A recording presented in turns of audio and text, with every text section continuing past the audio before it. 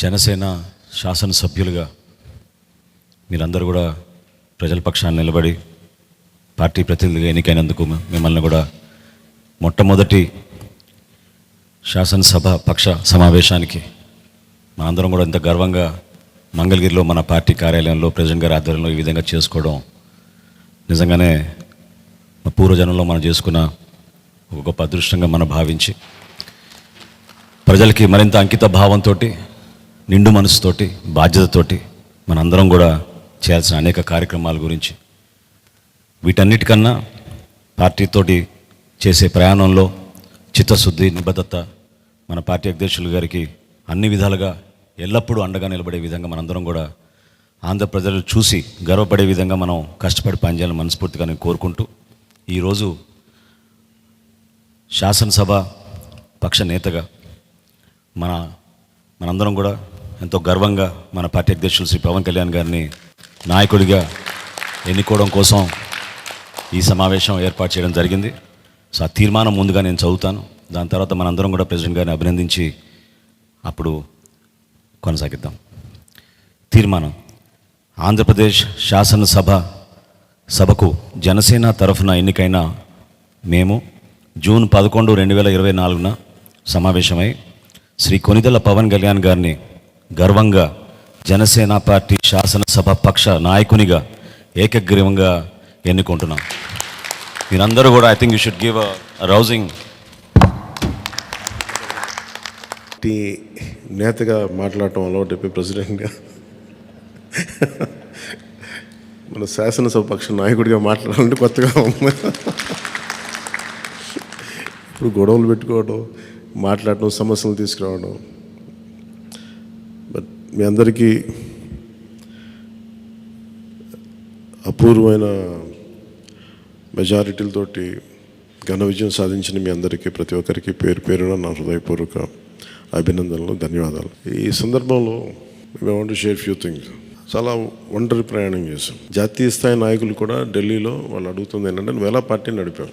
Party నడపడం మాకు తెలుసు కదా, అధికారం ఒక గుర్తింపు ఉన్న జాతీయ స్థాయి పార్టీలో ఉండి అసలు అధికారం లేకపోతే ఎంత కష్టమో మాకు తెలుసు. అలాంటిది మీరు not even recognised party, just registered party, మీరు ఎలా సస్టైన్ చేశారు ఇంతకాలం? వాళ్ళకి నేను ఒకటే చెప్పాను, మేమంటే ప్రేమించే జన సైనికులు, వీర మహిళలు, జనసేన మద్దతుదారులు, వారి వల్ల మేము బలంగా నిలబడగలిగాం. ఒక తీర్మానం నా సైడ్ నుంచి ఏంటంటే, ఈ ఘన విజయానికి కారకులైన అంటే దశాబ్దంగా అన్ని ఒడిదుడుకుల్ని ఎదుర్కొంటూ దెబ్బతింటూ క్షేత్రస్థాయిలో అన్ని రకాలుగా ఇబ్బందులు పడుతూ మనకి మద్దతు ఇచ్చిన జన సైనికులకి, వీర మహిళలకి, జనసేన నాయకులందరికీ కూడా వారికి నా మనస్ఫూర్తిగా నా అభినందనలు తెలియజేస్తూ ఉన్నాను. మీరు లేకపోతే ఈ రోజున ఈ విజయం ఉండేది కాదు. అలాగే ఈ విజయం అసలు మనం చేసిన పోరాటానికి ముగ్ధులై 2019లో తప్పు చేసాం, ఈసారి ఎట్టి పరిస్థితుల్లో మేము తప్పు చేయమని ప్రతి ఒక్కరూ ఒక 100 మందిలో కలిస్తే 100 మంది చెప్పేవాళ్ళు, ఒకళ్ళు కలిస్తే ఒకళ్ళు చెప్పేవాళ్ళు, ఏ మూలకెళ్ళి చెప్పేవాళ్ళు. ఈ రోజున మనందరికీ కూడా ఇంత భారీ మెజారిటీలు వచ్చినాయి అంటే మనల్ని నమ్మిన ప్రజలందరికీ హృదయపూర్వకంగా మన ఈ మీటింగ్ తరపు నుంచి నేను వారికి నా కృతజ్ఞతలు, అభినందనలు తెలియజేస్తున్నాను. మనకి వీ హ్యావ్ గ్రేట్ రెస్పాన్సిబిలిటీ. అంటే నేను మొన్నదాకా మాట్లాడుతున్నప్పుడు అదొక పొలిటికల్ రెటారిక్ అనిపించుకోవచ్చు, but I believed in that and I believe in it. అంటే we have to bring back accountability in politics. జవాబుదారీతనం తిరిగి రాజకీయాల్లోకి తీసుకురావాలి. గొడవ పెట్టుకునేటప్పుడు అంటే మనోహర్ గారు మేము చాలాసార్లు మాట్లాడుకున్నప్పుడు cooperation and confrontation is a part of democracy. సహకారం, సంఘర్షణ, ఎప్పుడు సహకరించాలి, ఎప్పుడు సంఘర్షించాలి అనేది అది ఆ సమస్యలను బట్టి వాటిని బట్టి. అంతేగాని ప్రతిసారి పోయినసారి ప్రభుత్వానికి కూడా చెప్పాను, మేము చాలా కన్స్ట్రక్టివ్గా ఉంటామని వాళ్ళకి అర్థం చేసుకోలేదు నా మాట, నా డెమోక్రటిక్ స్పిరిట్ని వాళ్ళు అర్థం చేసుకోలేదు ఆ రోజున. అలాగే ఇది కక్ష సాధింపులకి సమయం కాదు. ఇది ఇంత ఘన విజయం ప్రజల నిర్మాణానికి లేదంటే వారికి అభివృద్ధికి, వారి అభ్యున్నతికి తప్ప ఇది ఒక వెండెట్టా గేమ్ కానీ లేదంటే పగా ప్రతీకారాలు తీర్చుకోవడానికి గతంలో ఇలా చేశారు కదా మనం ఇలా చేయాలి అలాంటి ఆలోచన ధోరణిని దయచేసి మనందరం దాన్ని ఎంకరేజ్ చేయకండి దయచేసి దాన్ని. అలాగే చాలా చాలా క్షేత్రస్థాయిలో ప్రతి ఒక్కరూ అందుబాటులో ఉన్నాం నాతో సహా. ఈరోజున జాతీయ స్థాయిలో మరి మనం సాధించిన విజయాలు కూడా చెప్పుకోవాలి. చాలామంది పొలిటికల్ పార్టీ ప్రారంభించారు, మూసేశారు భారతదేశం మొత్తం మీద. ఈవెన్ ఫ్రమ్ పంజాబ్ నుంచి ఎవరు వచ్చి మాట్లాడుతున్నారు, వాళ్ళ అకాలీదళ్ ఫ్యాక్షన్ ఒకటి. మా నాన్నగారు స్టార్ట్ చేశారు, మేము స్టార్ట్ చేసి ఇనిషియేట్ చేసి ఆఫ్ చేసేసుకోవాల్సి వచ్చిందని. మన ఎన్నికలకి మనం సాధించింది from a registered political party నుంచి రికగ్నైజ్డ్ పొలిటికల్ పార్టీ. అండ్ రెండు, నెవర్ బిఫోర్ ఇన్ భారత్ పోటీ చేసిన అన్ని స్థానాల్లో భారీ మెజారిటీలతోటి గెలుపొందటం 100% స్ట్రైకింగ్ రేట్, 100%. అంటే మన మీద ఎంత విశ్వసనీయత ఉంది, అంటే ఎంత విశ్వాసం ఉంది ప్రజలకి, ఎంత నమ్మారు, ఇది వాళ్ళు చేసి చూపించారు. 2019లో ఎలక్షన్లు అయిపోయిన వెంటనే మేము తప్పు చేసాం, మేము నీకు నిలబడతామని చెప్పి అది ఈ రోజున మనకి మద్దతుగా నిలిచిన ప్రజలందరికీ కూడా ఇంకొక మారు చాలా చాలా ప్రత్యేకమైన ధన్యవాదాలు. అలాగే 2 పార్లమెంట్లు పెట్టాం. అంటే దాదాపు మీరు చూస్తే 2 పార్లమెంట్లు మనం ఇవి తీసుకుని దాదాపు ఒక 45 స్థానాల్లో మనం ప్రభావితం ఉన్నట్టు మనం ఖచ్చితంగా డైరెక్ట్గా. అలాగే మన టీడీపీ, మన ఎన్డీఏ కూటమిలో మిగతా పార్టీల విజయానికి కూడా మేము ఎంత బలంగా నిలబడ్డామో మీ అందరికీ తెలిసింది. ఓట్ ట్రాన్స్ఫర్ ఎంత బాగా జరిగిందో, ఫస్ట్ టైం చాలా అవేకెండ్ ఓటింగ్ జరిగింది, చాలా రెస్పాన్సిబుల్ ఓటింగ్ జరిగింది. వీళ్ళందరూ న్యూ జనరేషన్. అసలు యువత ఎంత నమ్మారంటే అర్ధరాత్రి వాళ్ళకి 12 అయినా కానీ 11 అయినా కానీ ఆ ఎండలో మండుటెండలో నిలబడి మధ్యాహ్నం నుంచి వాళ్ళ క్యూలు వాళ్ళకి వంతు వచ్చే వరకు అలా నిలబడి మరి ఓట్లేసారు. అంటే ఇవన్నీ చాలా చాలా బాధ్యతనిచ్చాయి. అలాగే ఈరోజు మనం మాట్లాడుకున్నప్పుడు కూడా రేపు మన పవర్ షేరింగ్ ఏంటి ఇవన్నీ కూడా మీకు తెలియజేస్తాను. ఇది మన ప్రతి ఒక్కరికి నా ఉద్దేశం మనందరం అందుబాటులో ఉండాలి.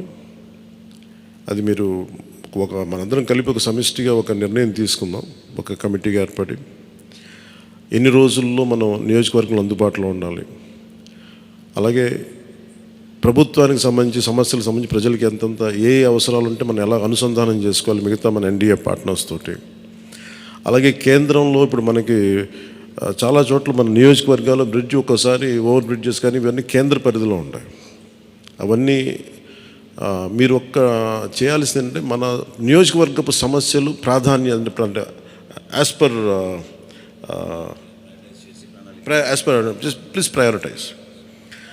ప్రయారిటైజ్ చేసి మనం కొన్ని కేంద్రం ద్వారా జరిపించాల్సినవి ఉంటే అది చేద్దాం. అలాగే ఇది మనం దేనికోసమైతే నిలబడ్డామో మాట ఇచ్చామో వాటికి నిలబడతాం. అలాగే పాలకొండకి మనం వెళ్ళినప్పుడు అక్కడ ఏనుగులు వచ్చి పంట పొలాలు ధ్వంసం చేస్తాయి. ప్రతి చిన్న సమస్య. అలాగే irrigation projects, minor irrigation projects వీటికి చాలా తక్కువ నిధులతోటి 20-25 కోట్లతో అయిపోయే పనులు చాలా ఉన్నాయి. అండ్ మేజర్గా మన ఎలక్షన్స్లో మనం చెప్పింది విద్య, వైద్యం, ఉపాధి, సాగునీరు, తాగునీరు అండ్ లా అండ్ ఆర్డర్. ప్రజల మాన ప్రాణ ఆస్తుల సంరక్షణకి మనం చాలా చాలా జవాబుదారీతనంగా ఉండాలి. అలాగే మనకిచ్చింది ఇది, ఎందుకంటే నెక్స్ట్ జనరేషన్ వచ్చింది, అది మనందరం అర్థం చేసుకోవాలి. పాత తరం రాజకీయాల్లాగా కూర్చోబెట్టి మనం పవర్ని ఎక్సర్సైజ్ చేస్తామంటే కుదరదు. ఎందుకంటే ప్రజలు ఎంత మద్దతుగా నిలబడ్డారో వాళ్ళు అంతే బలంతో మనం నిలదీయగలరు. అది మనం దయచేసి మర్చిపోతుంది. నాతో సహా నేను మర్చిపోదాన్ని. అందుకని లెటర్స్ బి వాళ్ళు ఒకసారి కోపంతో ఒక మాట మాట్లాడినా అసహనంతో అది మనం భరించాలి తప్ప. అలాగే విమర్శించేటప్పుడు కూడా దయచేసి అది పర్సనల్ అటాక్స్ ఎవరికి వెళ్ళకండి. వాళ్ళని మీరు చూశారు కదా, పోయినసారి ఆయన గత ప్రభుత్వాన్ని హ్యాండిల్ చేసిన ముఖ్యమంత్రి గారు ఎన్ని మాట్లాడి నేను ఎందుకు స్పందించలేదు వ్యక్తిగతంగా అంటే అది ఆ ప్రెసిడెంట్ ఆపేద్దామని మనం ఎక్కడ చేయాలి. అలాగే పార్టీ ఒకటి మనందరం చేయాల్సింది ఒకటి టైమ్స్, ఒకటి పంక్చువాలిటీ, సరైన సమయానికి రావడం. మీరు కావాలంటే గంట ముందు రండి. నైట్ 1:30, 2:30 అని పడుకునేటప్పటికి.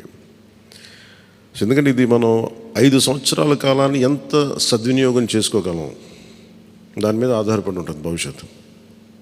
దయచేసి మనందరం నియమావళిని పాటిద్దాం.